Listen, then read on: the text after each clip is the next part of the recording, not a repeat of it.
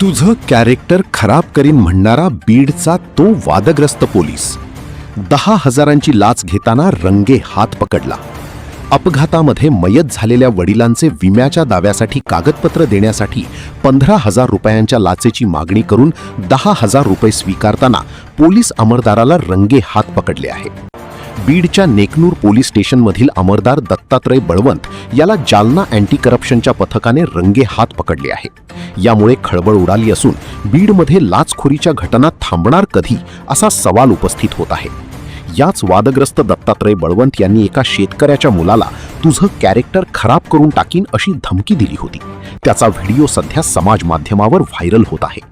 एका अपघातात तक्रारदाराचे वडील मयत आहेत. त्यांचा विम्याचा दावा कोर्टात करण्यासाठी पोलीस स्टेशनकडून दिले जाणारे कागदपत्र मिळावे यासाठी तक्रारदाराने वारंवार मागणी केली. यावेळी कागदपत्र देण्यासाठी 15,000ची मागणी केली. तडतोड अंती 10,000 देण्याचे ठरले. 10,000 रुपयांची लाच आज स्वीकारताना बळवंत याला रंगे हात पकडण्यात आले. या कारवाईनंतर आरोपी विरुद्ध गुन्हा दाखल करण्याची प्रक्रिया सुरू असून पुढील तपास ACB कडून करण्यात येत आहे.